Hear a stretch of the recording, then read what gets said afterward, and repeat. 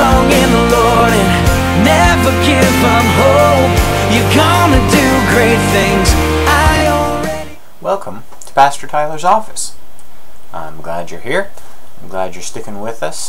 This is episode 3, and we're just going to get right into things. We've been following along with Dick Gibson's list of 55 things that we can do to show that we care to students and really to anybody in general.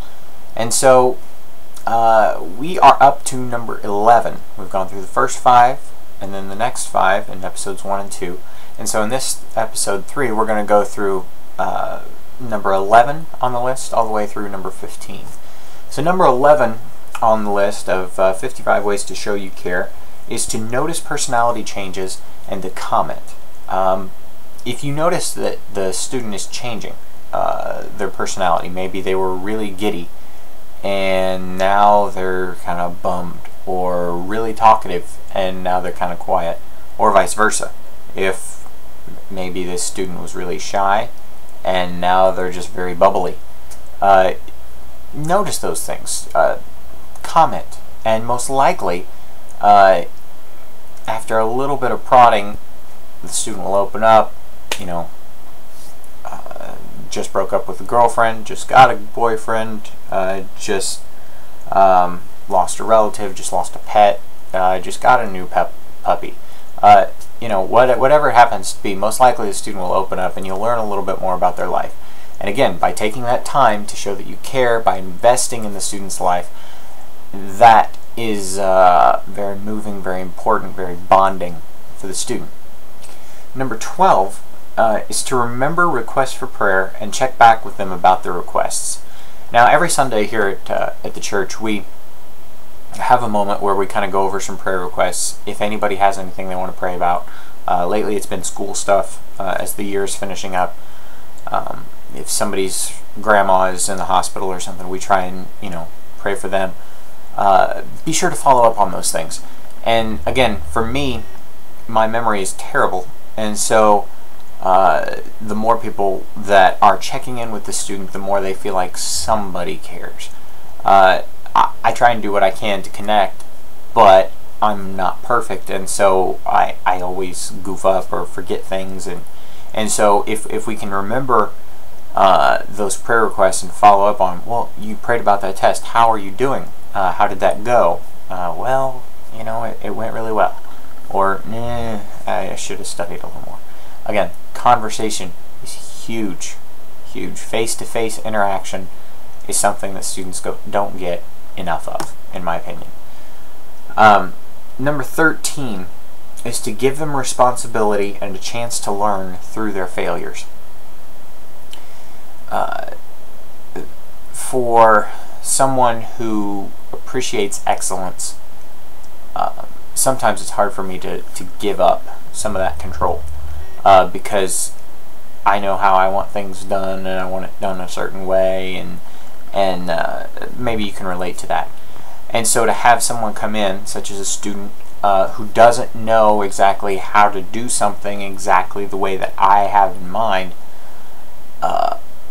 is hard for me, but it's beneficial for the student because that's a baby step for them. It's a step in the right direction. They're learning through this process kind of what it takes to be a leader, what it takes to take control of things in that safe environment. And it needs to be a safe environment. If they mess up, we come alongside, we help out, we encourage, we instruct, but try to avoid condemnation or cutting them down. You did a terrible job. That doesn't help anybody. It doesn't really help you in the long run. It definitely doesn't help the student in the long run. So we just need to be encouraging, and even though they might not do everything perfectly the way that we think it needs to be done, it's more beneficial for them in the long run than if we just do it ourselves. Number 14 is to be in their environment. Now this might be a softball game, it might be hanging out wherever they hang out, it might be something as simple as being on Facebook. maybe playing the games that they play, just being involved. Now, obviously, I'm not telling you, you need to be playing Call of Duty every hour, on the hour, all weekend long, because you won't get anything done. And because you don't want to become a student yourself, you just want to be in their environment so that you can better understand them, you can better relate to them, and they feel safe and feel like they have a friend, which is really something that they need, we need. It's all about context, understanding where it is that they come from, what it is that they're thinking, kind of how they're thinking through things. And so being in their environment is not so much trying to become a student, but rather learning how a student becomes who they are. And last but not least, number 15 is to have them into your home at times other than youth functions. And again, this is something you want to do kind of as you're developing those relationships. You want to be careful. First off, just be careful. But in the same token, again, if you bring someone into your home, that's a sign of acceptance, a sign of friendship. Not many people are allowed into our homes anymore.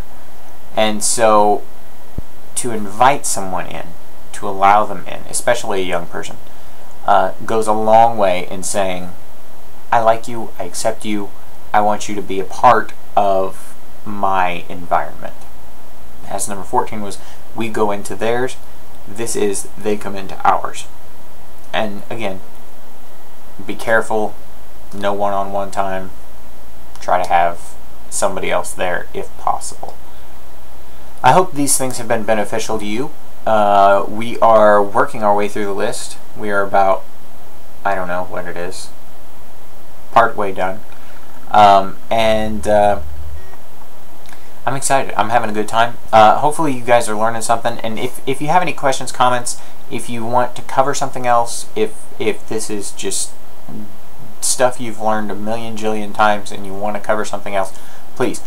I am completely and totally open to comments, whether positive or negative, because this is a learning experience for me too. So if you have anything that you wish to say, please do. I am completely accepting of that. So thank you for your time, and have a wonderful day. Forgive and forget, but don't forget why you're here. Take your time and pray. These are the words I would say.